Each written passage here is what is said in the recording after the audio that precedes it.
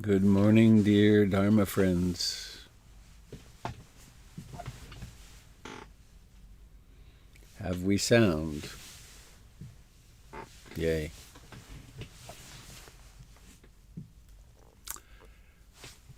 Hello to those of you joining us on Zoom and Facebook. Glad to have you. Please consider joining us on, not Zoom, on YouTube and Facebook. Please consider joining us on Zoom. You can find the connection for that on the homepage of portlandinsight.org. And also, if you scroll down on robertbeatty.com, you'll see the links there. Well, it's another gorgeous morning here in Portland, Oregon. I'm Robert Beatty. I'm coming to you from my exquisite little house, which now has beautiful plants around it, thanks to Francine, and an amazing step created by Burton Bix. I'll show you pictures after. It's really looking quite something, quite stable, beautiful.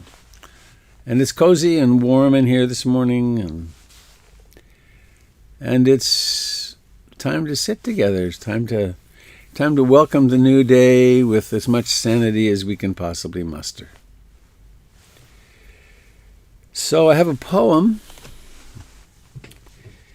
It's an ultimate reality poem. Shanti Deva. All mistakes that are, all the various kinds of evil arise through the force of conditions. They do not govern themselves. These conditions that assemble together have no intention to produce anything, and neither does their product have the intention to be produced. Hence, everything is governed by other factors, which in turn are governed by others. In this way, nothing governs itself. Having understood this, I should not become angry with phenomena that are like apparitions. How about that? All mistakes that are, all the various kinds of evil arise through the force of conditions. They do not govern themselves. These conditions that assemble together have no intention to produce anything, and neither does their product have the intention to be produced. Hence, everything is governed by other factors, which in turn are governed by others. In this way, nothing governs itself. Having understood this, I should not become angry with phenomena that are like apparitions.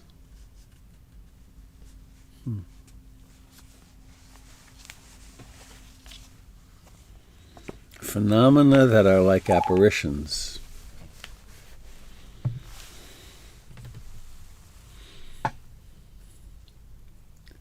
So in what should we take refuge? Another day. I was sitting in the living room with Jennifer 20 minutes ago, and I was thinking about all the activity that was happening in all of our homes as we were intending toward gathering here at this moment, and how the more that we do that, the more that's how we begin our day, the more normative it becomes. It's what we do. It's what I do in the morning. And it gathers a certain momentum and a certain predictability. And then when the challenges that come along to that, the other conditions that come along to that would have us not, they don't have as much capacity to derail us. I know when I speak of this kind of thing, this habit, quote, of meditation, this momentum of meditation, I remember have an image in mind. Actually, I worked on freighters, one from Montreal to Australia, and then another one from Australia to Dunkirk in France, and in my early 20s.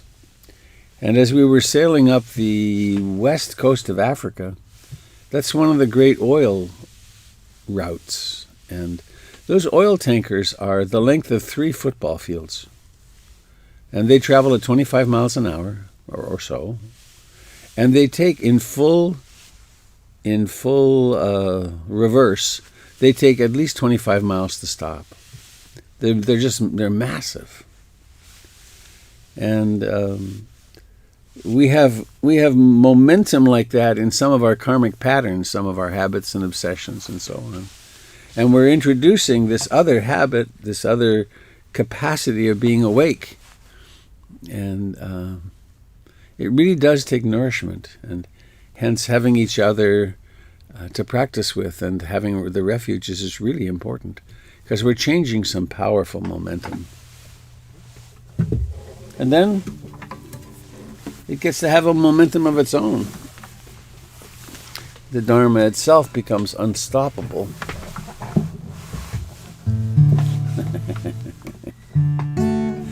One of an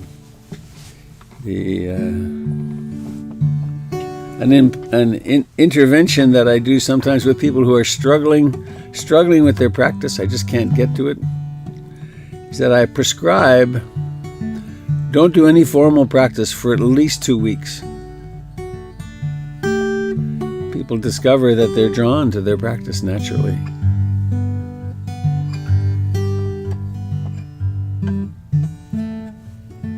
Sure, I'm enjoying this little house right now.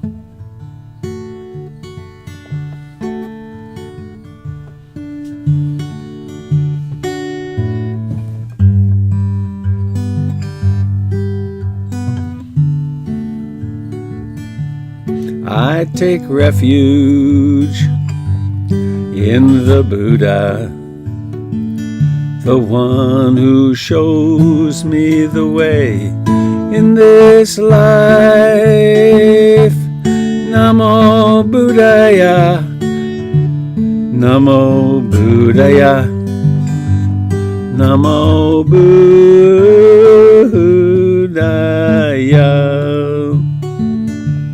I take refuge in the Dharma, the way of understanding and love. Namo Dharmaya, Namo Dharmaya, Namo Dharmaya.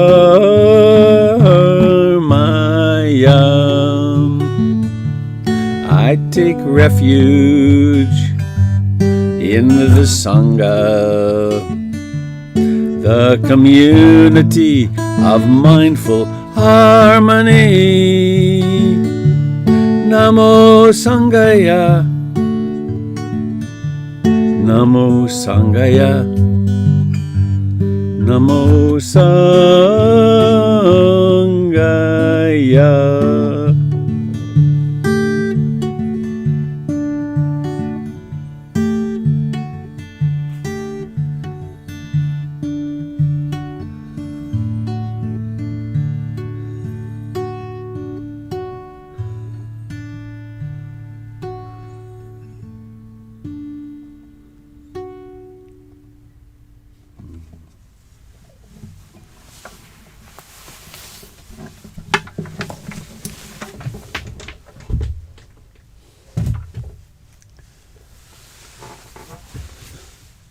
So let's do the great ritual practice.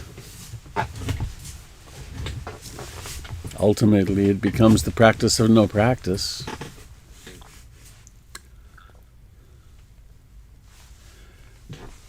The poet was Shantideva, some, I think, 600 years after the Buddha.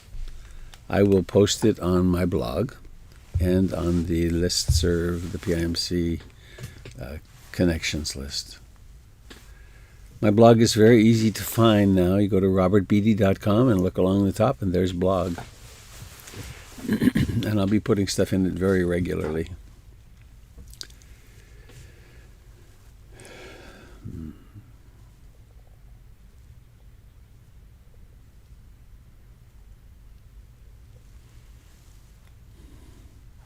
So we take a comfortable upright posture.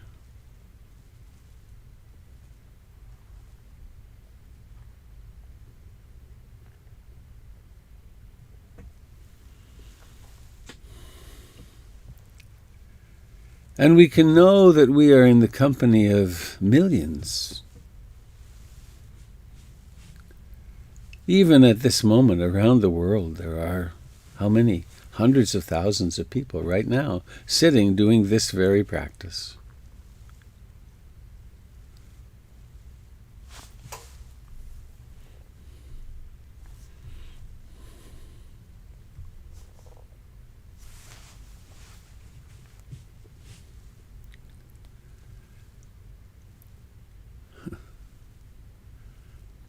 And we're sitting with mindfulness,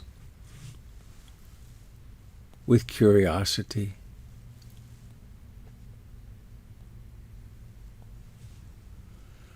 with a kind of energy and persistence. We're cultivating equanimity, tranquility, concentration, and a kind of quiet pleasure, a kind of delight in the body that comes from practice, from inside.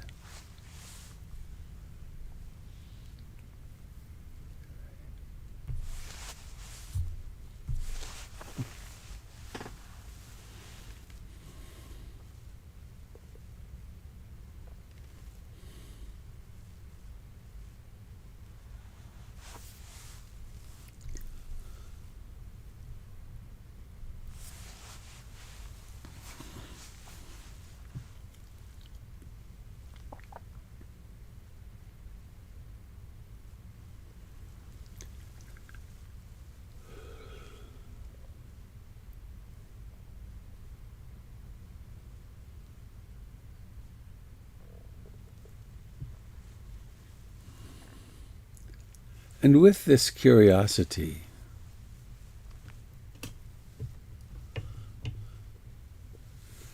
in a way we are asking that ultimate question: who am I? What am I?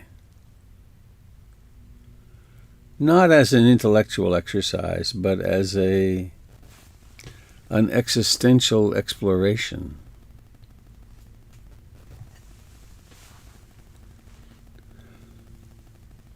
There is consciousness,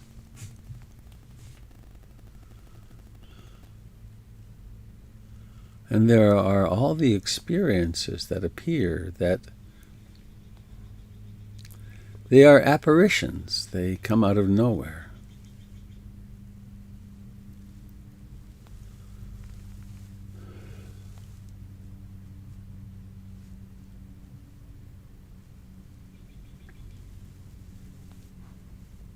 And so we can attend to the mystery of the human body,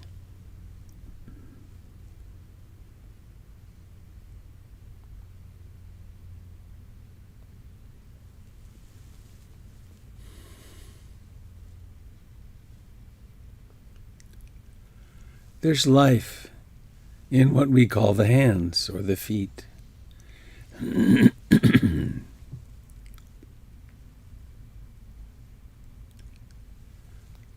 There's a lot of life in the thumbs and index fingers, in the face and in the lips.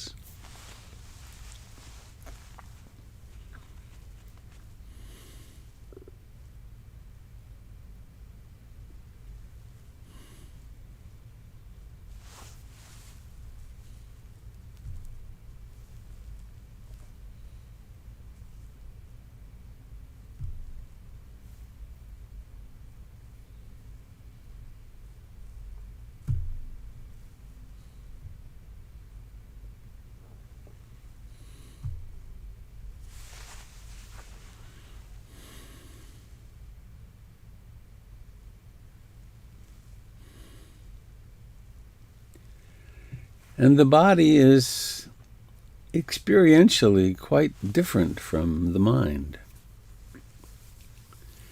It's like watching a different screen. looking out a different porthole.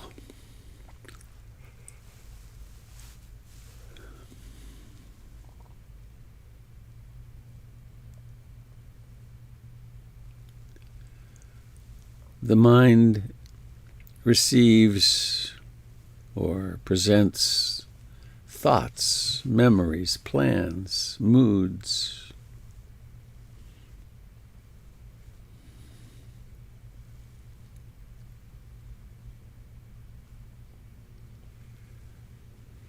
We assume a position relative to the mind very similar to that which we assume relative to the body. Curiosity, mindfulness, great acceptance.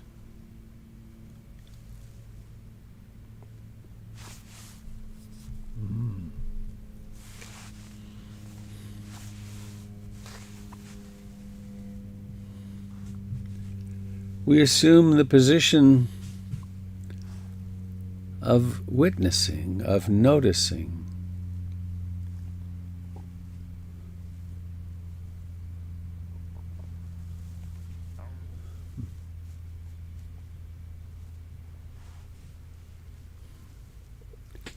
This moment is like this.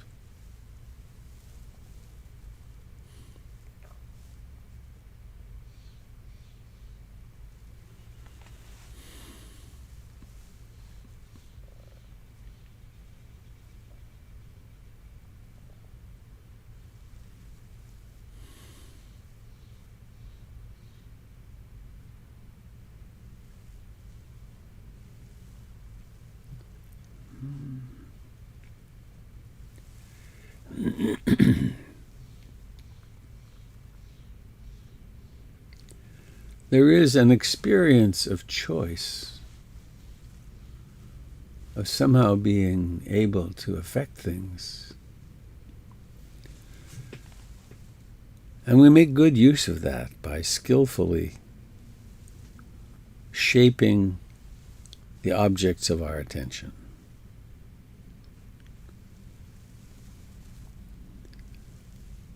So we notice the beginning of a breath, the rising to fullness, the decline, and then the vanishing.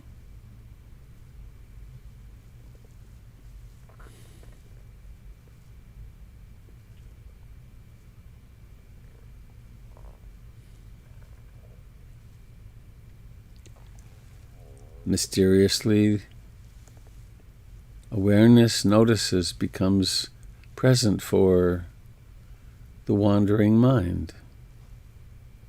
It is apparently an interruption. And so we awaken into the present moment and come land with great delicacy but firmness on the sensations of breathing.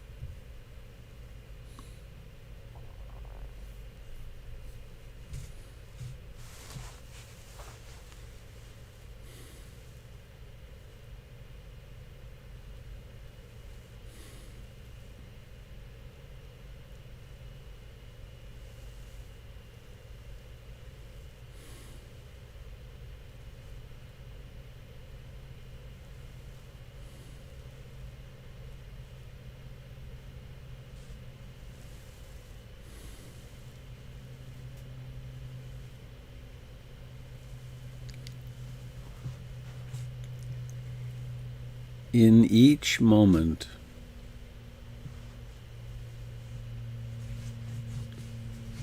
reality appears.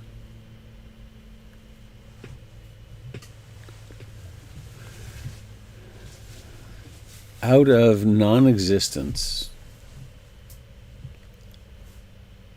a breath begins.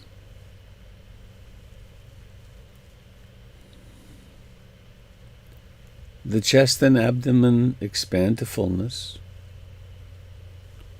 and then decline and then vanish. The sensations of life come into being and then disappear. The same is true with thoughts. They think themselves into existence.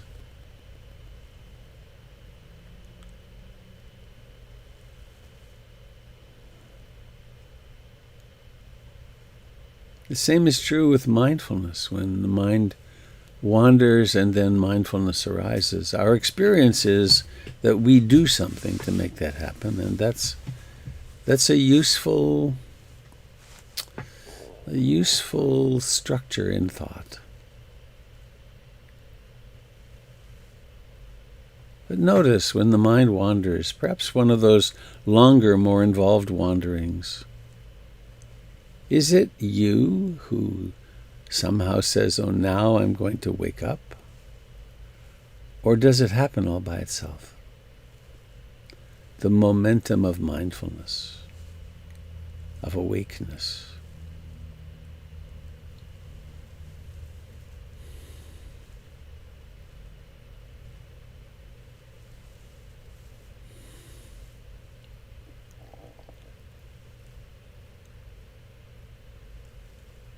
We sit at the Genesis moment where everything comes into being and goes out of being.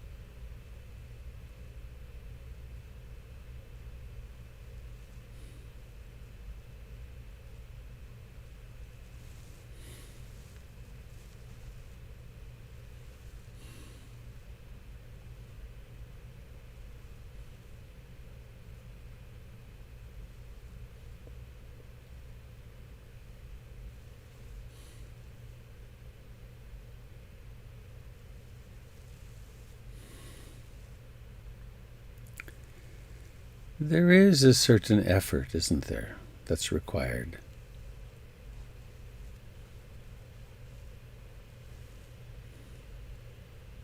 There's the intention to sit here and sit still.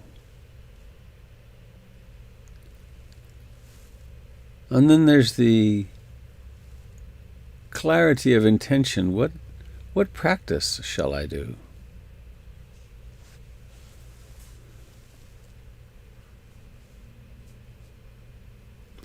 And this is the practice of directly waking up, of mindfulness of breathing, of mindfulness of all phenomena that occur.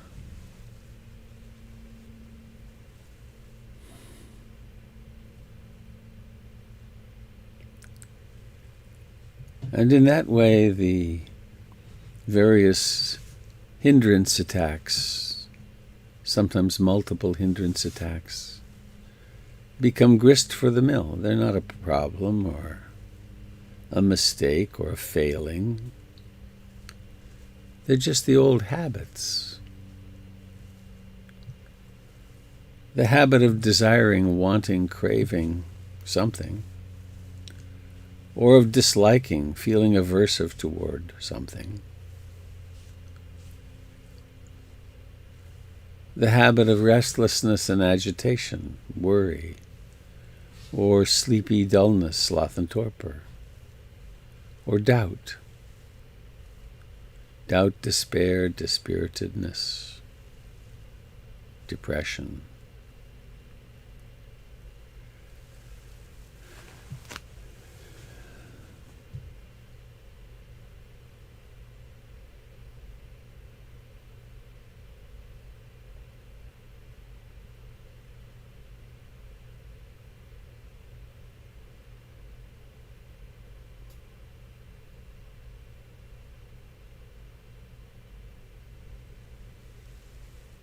So we rest back into the present moment.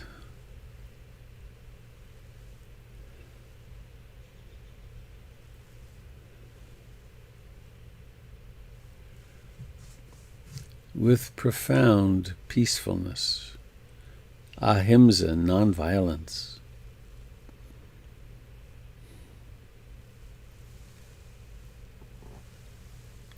Shaping this consciousness and therefore our lives toward peacefulness, toward effectiveness,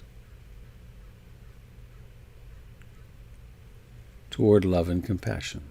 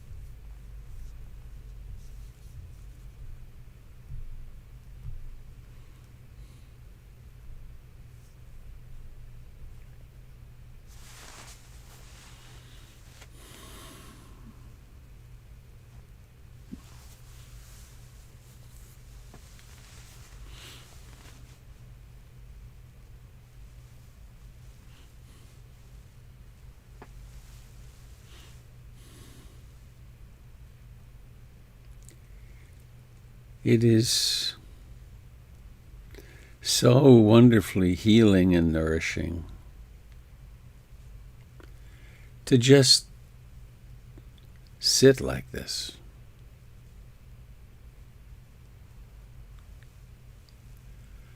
To let the body's functions normalize, to let the stress diminish.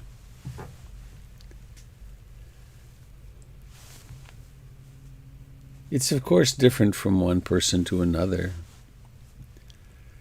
But in kind of like an average, most people take 15 to 20 minutes to half an hour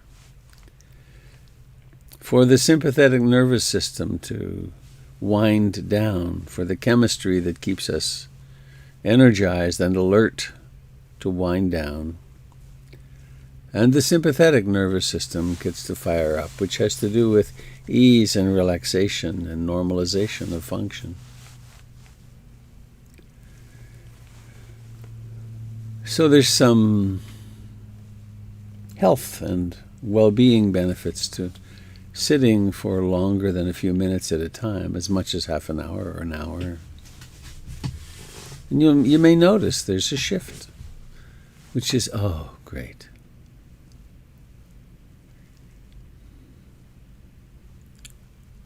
Which isn't to say that 30 seconds of being aware of the breathing isn't of utmost importance.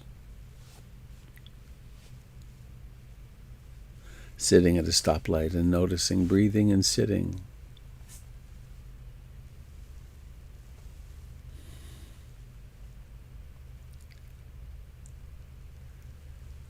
And please now broaden, or maybe add in something, which would be the recognition of your own apparent separateness.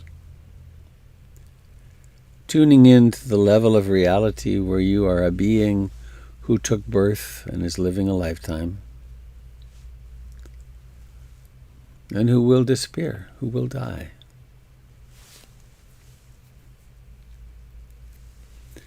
Living is pretty hard, it seems, for all of us. And recognizing this difficulty,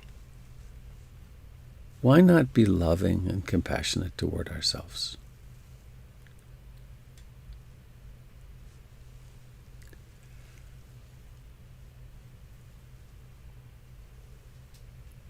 I'd like to try a slightly different strategy this morning, which is to invite you to bring awareness into your eyes, your physical eyes, and then to do what it takes, forming an intention and then making the effort to allow the eyes to open. And those of you on YouTube and Facebook, a mirror would be very helpful for the next thing we're going to do. Or imagine someone's face. But for those of us on Zoom, notice seeing. And let your eyes come or be drawn to someone, to one of these little postage stamps. Maybe and preferably perhaps someone you don't know. You may know them from here, but someone you've never spoken with.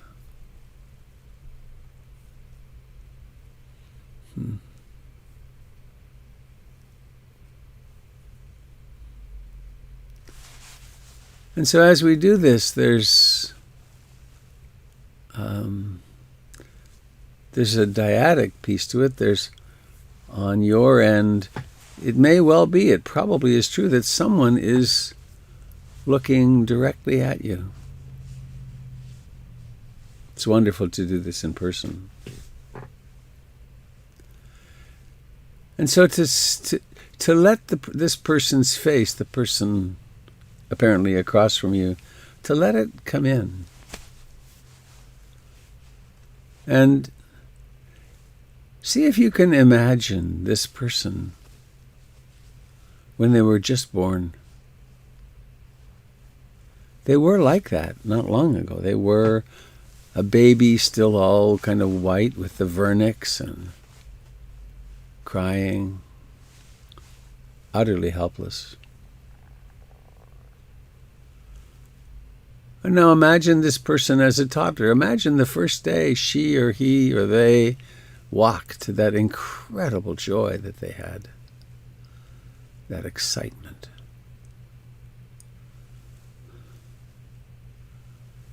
And also, there were no doubt challenges in infancy and early childhood.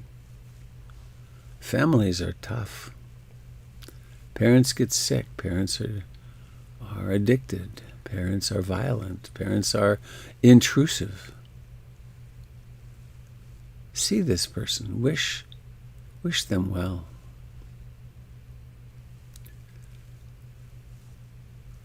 And where I'm going with this, the culminating statement from Rina Sirkar, a teacher I once had, it's the question, recognizing this truth about this person, how can you be anything but loving and compassionate? It's so natural. And so this person grew up and went to school, and then there were all the complications of relationships at school and maybe learning disabilities. And there were also great successes, learning to read, learning how to work, how to focus.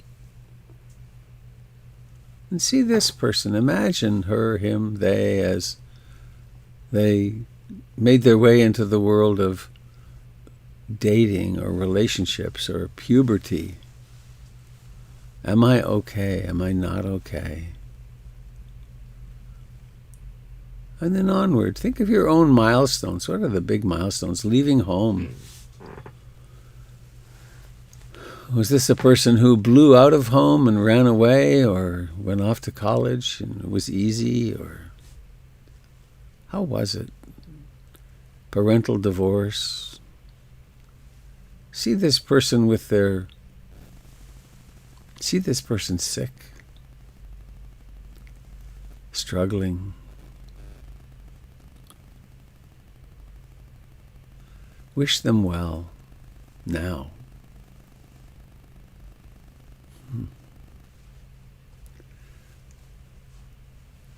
No one is as they present themselves on Facebook.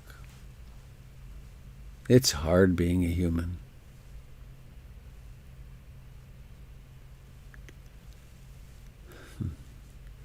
And so on into the present moment through great successes, divorce, failures. I don't equate divorce and failure necessarily. Sometimes it's a very creative and wonderful thing.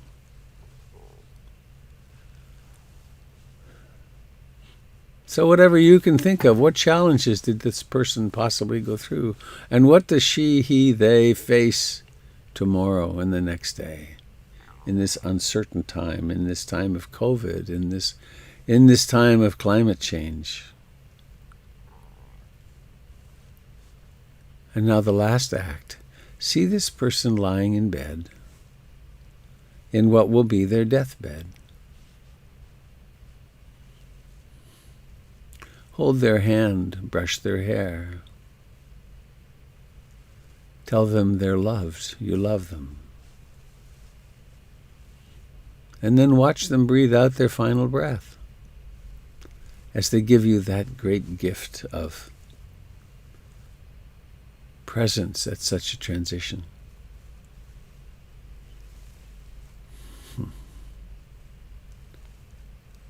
And now, if we had a mirror, I'd like us all to look in the mirror. See yourself. You've been through so much in this lifetime.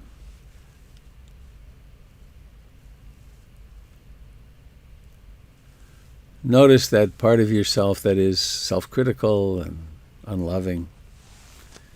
And grant that part some love too, some compassion, because it's a structure that we form. We learn it from the outside and we create it.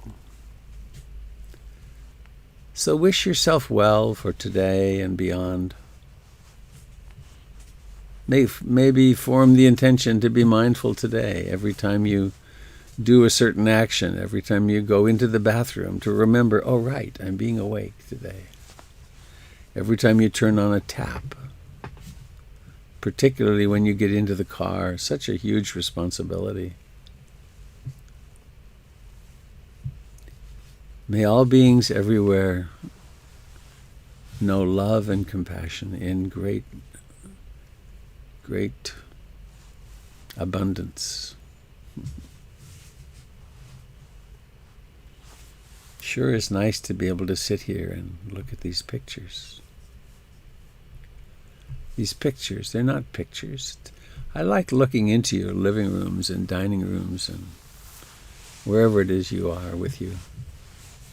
Pretty special.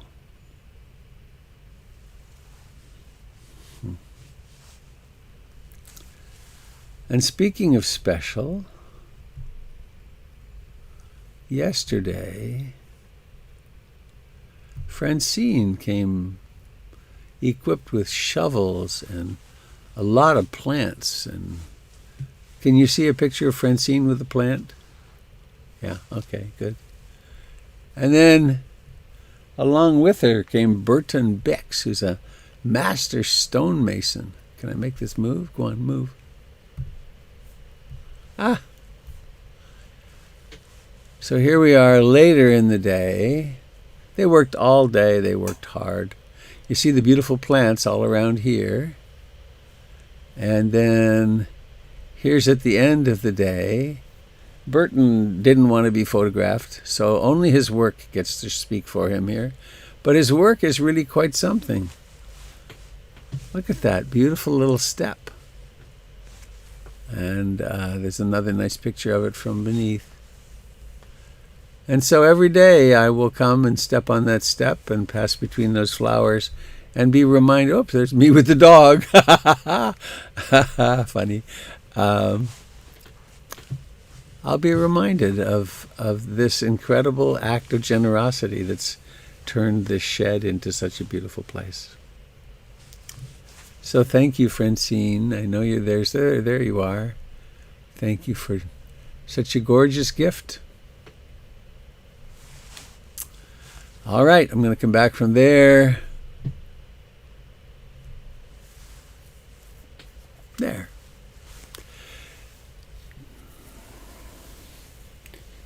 I guess, Jim, would you like to say something about tomorrow? Just a little reminder, invitation. Yes, today is the last day to register for the Qigong workshop tomorrow. It starts at 9 and it runs till 1 o'clock. And we'll be sitting a lot and moving a little and listening to poetry and just regrouping after another week of watching the chaos in the world around us. We'll just withdraw a little bit and turn inward and practice with the basics. Awareness of the body and simple movements, simple feelings and simple poems. So 9 o'clock tomorrow morning. You're all invited. Though people do have to register ahead, right, Jim? Otherwise they won't have the Zoom link. Right. The Zoom link comes when you go on portlandinsight.org and look for the Qigong link, and that'll take you through the steps that'll sign you up for the link. Great.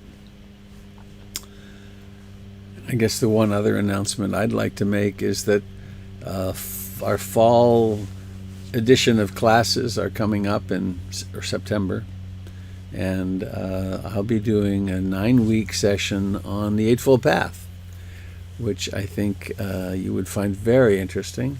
And I don't know, it's masochistic, I think, but I think I'm going to use that as the foundation for a second book. Using my diagrams and the talks that I will give in that, I think I will make that into a second publication, which is really absurd of me to even think, but maybe it'll happen. I think it'll happen. And then there's a couple of other classes too with Doug Pullen and Doyle Banks. So please check them out on the website and dive in. There's a lot happening. Speaking of a lot happening, I'm curious what's happening for you and what your joys and sorrows are. How is the practice manifesting for you? And what's emerging in your life?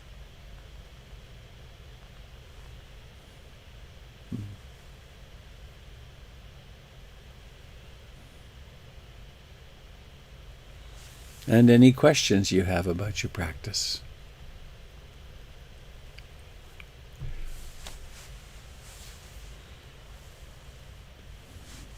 I need to sit quite far back because as soon as I get here, oh, whoa, it's kind of weird, isn't it? Here I come. Hey, Robert, this is Jim. Hi, Jim. You know, I had an experience last night. For some reason, I couldn't sleep or woke up at 3 a.m. I think I was cold. And I thought about doing various things like reading or going back to sleep. But I thought, you know, I'm going to go outside and take a look at the meteor shower. 3 a.m. and it was not too much moon and a lot of stars. And I just lay out there looking up at the sky, and I think I might have seen a few meteorites. I'm not sure. But what I did see was a better idea of my place in the universe, this tiny little speck, tiny infinitesimal little speck hurtling through space. And it did kind of give me a different perspective on things. So I thought I'd pass that on. Yeah, being outdoors at night is really helpful, isn't it? Yeah. And then, of course, are you a little speck or are you the magnificent manifestation of awareness, which is infinitely vast?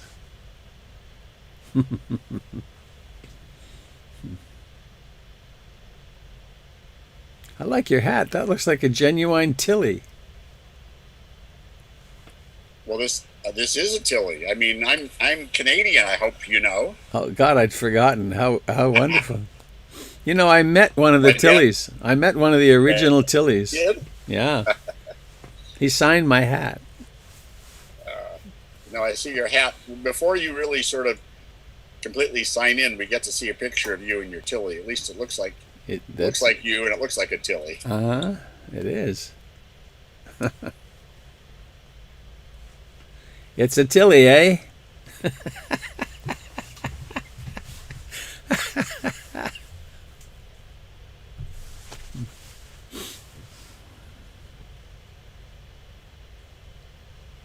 There was a question, and I saw go by in the chat, which is, how do we know whether we're meditating or just sitting quietly? It's an interesting thing to ponder.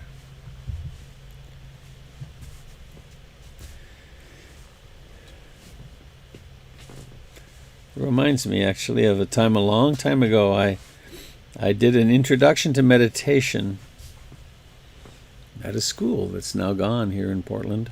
And it was quite well attended. There were probably 50 people, maybe 100. And as we were leaving, and maybe I was in my 40s, as we were leaving, a nun came up to me. And she was older than me. And she said, you know, you did a really beautiful job in there. You really described the meditation practice very well. But it seemed to me that you stopped just before meditation. And I forget, she worded it. She did. There's another thing. It's like you you did all the preparations for meditation, but then just when you were about to open, you stopped, and it was. And I said, well, yes, of course, but it had really caught my attention, and there is that place in meditation when we start, when we are beginners, when we're doing something, when we I'm going to sit here and I'm going to control my mind or my breath, and I'm going to do these meditative exercises, and where there's like interrupting, quote, the wandering mind and so on. I'm going to cultivate loving kindness, and now I'm going to cultivate compassion, and those are all very useful exercises. And then at some point, there's a shift, there's a relinquishment of trying. And then there is what the Buddhists call simply choiceless awareness, in which there's awareness. And then whatever the mind does, whatever happens in the outer world, it comes and goes, and it's just noticed for what it is. It's all arising and disappearing. And there's no more trying at all.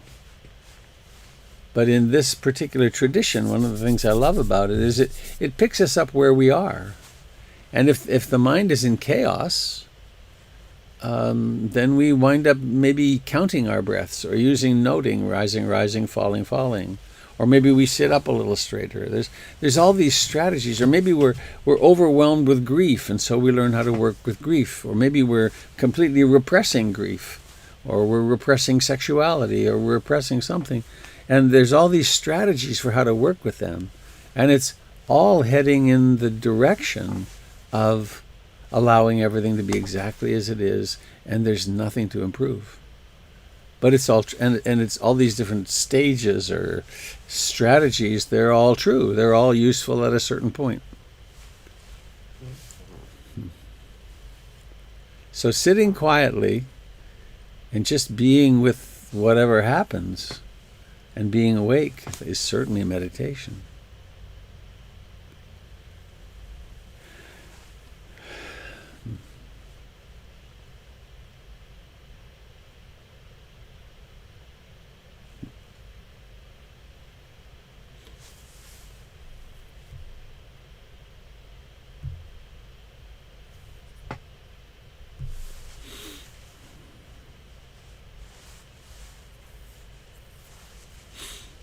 In case any of you didn't have the opportunity to see it,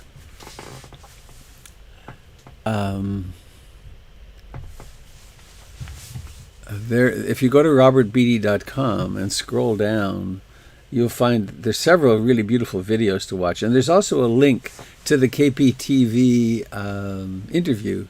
Thank you, Stephanie. Stephanie wrote the TV stations here in town, and one of them called me and came, and the fellow did this lovely, it's a 4-minute and 20-second interview, which is long for TV. But you'll get to see the tough shed, and he did a great job on the interview. It worked very well.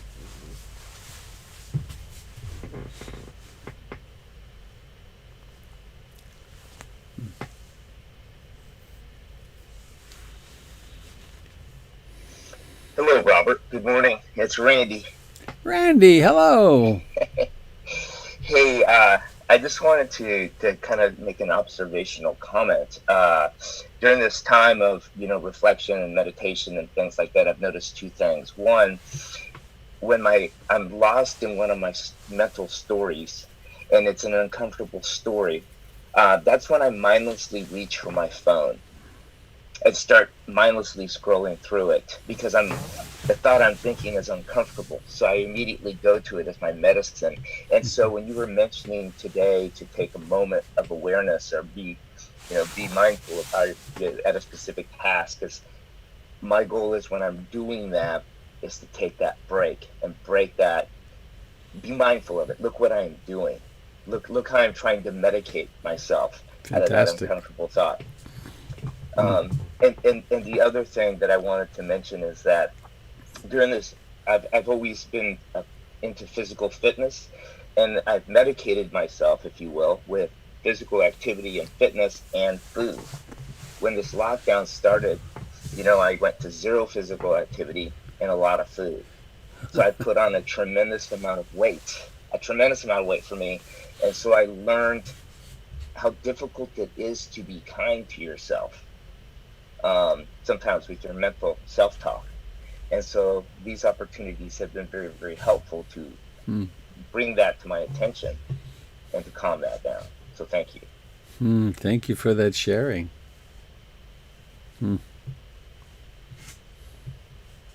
I don't think you're alone putting on weight. It's a phenomenon. The COVID bulge. I have papancha over my paunch. Me too. Me too. I watch that voice. Why don't you just control your eating? Pay attention to don't eat this crap late at night. There I am eating, and say you should stop. And like, screw you. I'm going to eat it if I feel like it. I have such respect for us compassion for us human beings. Whatever compulsion we're dealing with, it's so common for us to have them. Normative.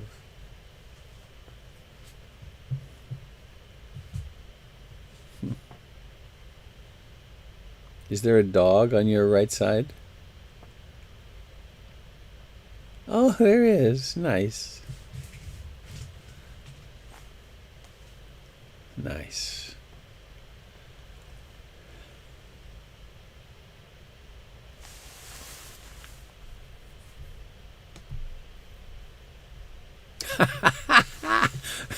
Vic writes, the 19 in COVID-19 stands for the 19 pounds we put on. Oh gosh, I'm glad it's not a bigger number.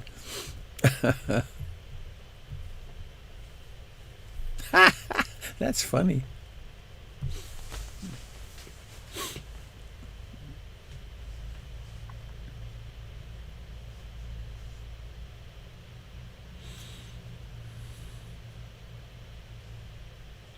Good morning, Robert. Good morning, Sangha. Jessica. Yes, I just thought I'd follow up on my little check-in yesterday on how sleepy dullness really was challenging. Yeah. And I think when you mentioned about sometimes it's a way of dealing with stress or just other negative emotions, and I think that really it allowed it to come out. And I think what I discovered yesterday evening when I all of a sudden had to just bolt and I still wasn't clear is it was that return of a lot of anger and frustration and sadness that I can't see my boys. And they're on the East Coast, and we've toyed with that idea, and then when you think it through you just realize you can't.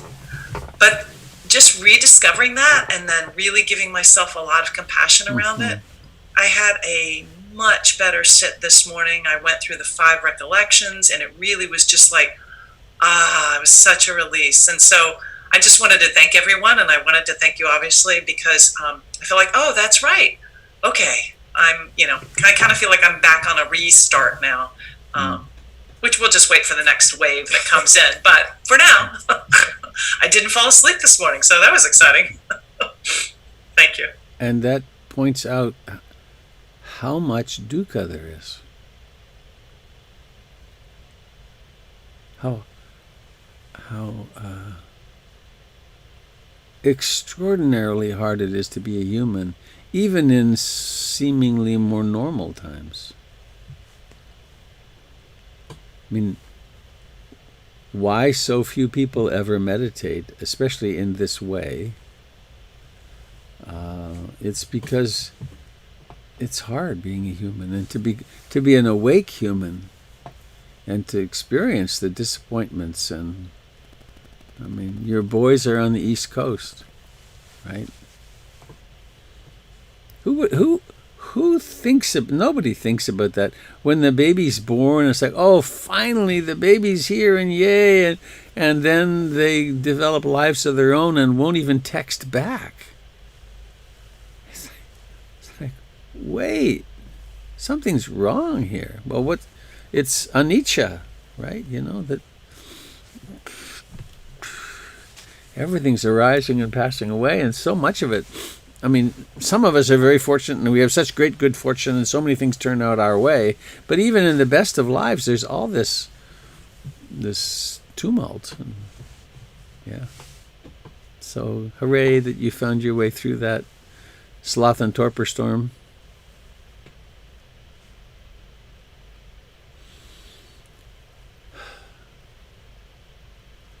You know, I talk about that, how hard life is, partially to remind myself, because the denial comes in so quickly. You know, why am I not completely cheerful all the time? Well, it's because it's really hard.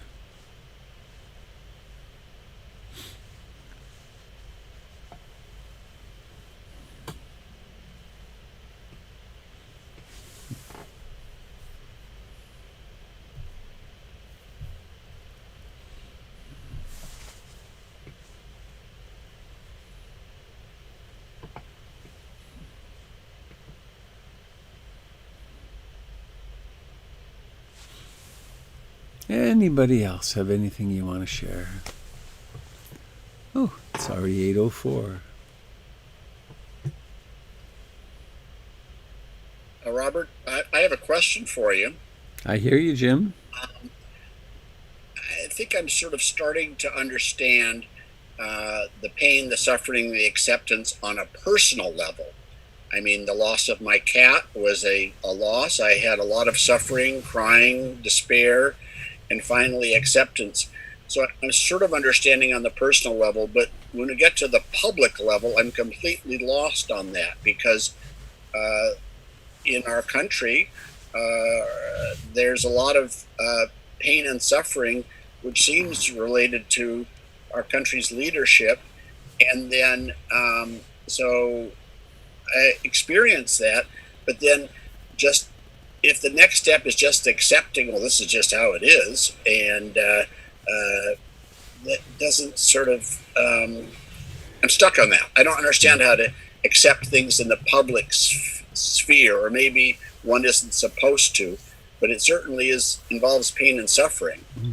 Can you help me? Well, I can speak to that maybe a little for a moment. It's always our own suffering. If something happens in the public sphere that is unsettling and dispiriting for us, it's right here that the unsettledness and dispiritingness happens. So we can own that and we can work with that. There's a common question about this approach, however, which is, I think I'll start with the response, which is, people sometimes say, "Well, aren't you not taking responsibility in the world? You know, why are you not protesting, or why are you not incensed about this latest horror?" And I make sense of it this way, which is, actually, the Serenity Prayer, which AA uses a lot, it's from an old Irish prayer. The Serenity Prayer really is incredibly succinct. God, grant me the serenity to accept the things I cannot change, the courage to change the things I can, and the wisdom to know the difference. So, when there is something we can do, then to alleviate suffering, then why not do it? Why not be there at a demonstration, or be there donating to some cause, or certainly to vote, or to engage in in activities which are of service? And to do that maybe even at the cost of our lives. Sometimes one is called upon to stand up. I'm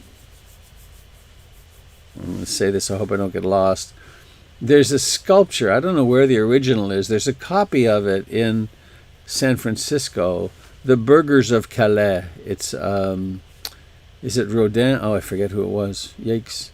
Anyway, there's this, Rodin, and it's this amazing series of sculptures and sketches and so on that there's a true story, that some warlord had surrounded Calais in France and was going to ready to kill everybody, and his lover pleaded with him. That's the wrong spot for that. Anyway, he said, "You have to give me nine people to sacrifice themselves. If they will do that, then I'll let the city live." And there's 9 men who volunteered to go and be killed, and they're incredible pictures of their faces and the faces of their families.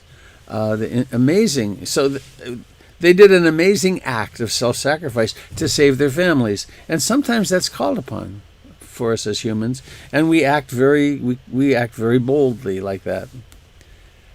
And we can do the very best we can to change things and improve things and ward off catastrophe, and sometimes there's nothing more that can be done. How much suffering should we do then about powerlessness and hopelessness? Or would it serve us well to be able to realize, aha, this is the way of the world. This is not an issue that I can affect. I'm not going to dwell in it. I'm going to set myself free. I'm going to move in the direction of everything's really okay, ultimately. And both are true. Both polarities are true. And there are some people on the planet who devote themselves completely to spiritual practice, and they live in caves and monasteries. And there are some people who are completely devoted to activism. And each person, I think, needs to find the place in between those. And for many or most of us, it means developing somewhat, some portion, some bit of withdrawal from the world and allowing things to be as they are. Because then we can have some peace. That got a little complicated there. I hope that made sense. Robert, this is going a little bit sideways based on what you just said, but the Burghers of Calais, I got to see the original at the Rodin Museum, and it was the singular most riveting work of art I've ever encountered. And what was so amazing to me, in fact, I stayed there for a couple hours. I was with 3 other people, and it was finally like they were going to go and just leave me there if I didn't come along. The one burger had a 1,000-yard stare. Mm-hmm. I don't know how you do that in stone. I don't know how you liberate that reality, but it's real in that work, and it was just absolutely an amazing experience. Thanks.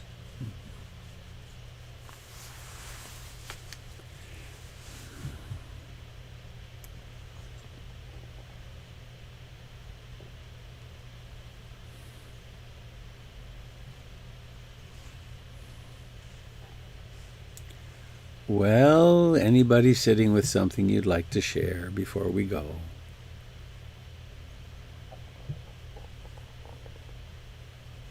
Good morning, Robert. It's Rebecca. Hello, Rebecca. 2 days ago at this time, I was digging a hole in my backyard to bury my cat who had passed away overnight. And she was about 20 years old. She had kidney failure, but she'd lived with me for about 13 years since my mom died. It was her cat. And so it was a very sad time, of course. And as I was in the living room, we were sitting with her, watching her go through this very natural process. She wasn't put down. She just passed in a very natural way. I kept thinking of that, what you had shared about a time when you had been grieving with someone and Ruth Dennison had instructed you to not go there into a form of crying and sadness. And I kept wanting to do that, but I couldn't do it. I just kept regurgitating my sadness in this, and it almost felt like it prevented me from being fully present with what was going on with this creature who was dying. And it was I felt like it was preventing me from being fully present with the the process of dying, that my sadness was this big event that was getting in my way. And I just wondered if you could speak for a little bit about how you managed to go right to that place the next time that opportunity came up.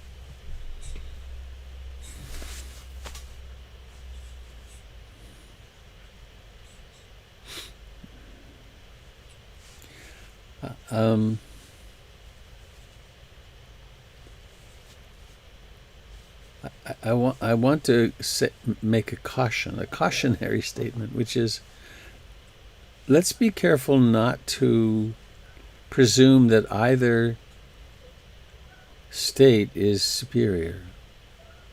That when our precious, vulnerable, human identified state is of great grief and sadness and rage, and when that affective aspect of our grieving emerges,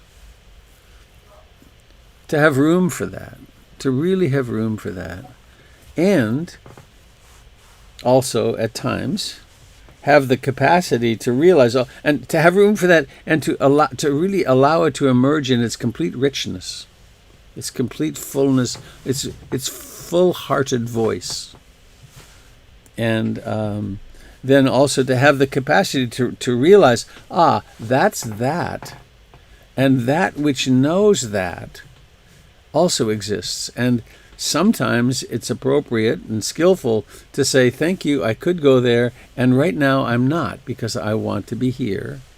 And sometimes that intense grieving feeling stuff is just in charge.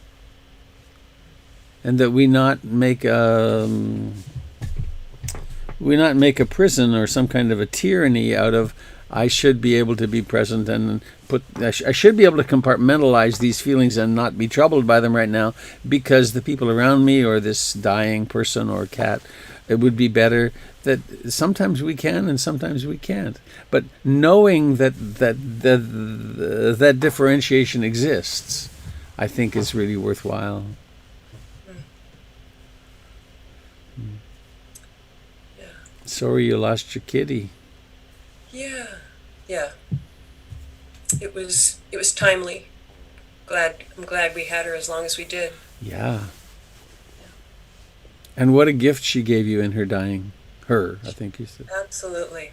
Yeah. That's something that it's a great last gift that can be given. That there's a video I use in my Remembering Death workshop that's about end of life issues, and there's one where this fellow who is a magician dies, and the fellow who's in the video talks about his encounter with this fellow who is a magician, and he got the fellow who's living describes how the magician brought him in, had him come into the room, and he said, closer, come closer, I'm going to show you a great trick. And then he said, and then he did some mumbo jumbo words, and then he said, I'm going to show you how I disappear. And then he died. Whoa. His last trick. It's a great piece of video. So thank you for sharing. I'm touched by your saying goodbye to you. What was your kitty's name? Pippin. Pippin. Like the apple. Uh-huh. Thank you. Thank you.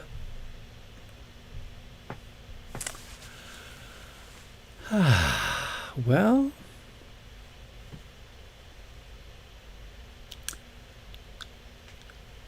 I have a little project to dive into today. Jennifer discovered that the ivy is climbing up a wall, and so I'm going to remove ivy for a little while. So, dear friends, let's go out on a song. I will not be with you tomorrow on Saturday, but I will be on Sunday and then again next Monday. All right, kids to the ready. Unmute all. Here we go. May all beings be happy. May all beings be happy. May all beings be happy. Sadhu, sadhu, sadhu. Goodbye, all. Bye. Take care. Bye. Bye, everyone. Thank you again, Francine. That was fun for me. You're so welcome.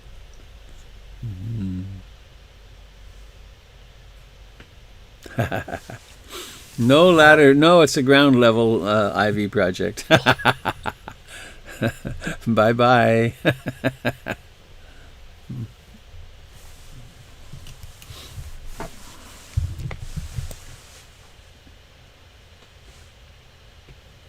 He inherited the longest economic expansion in history.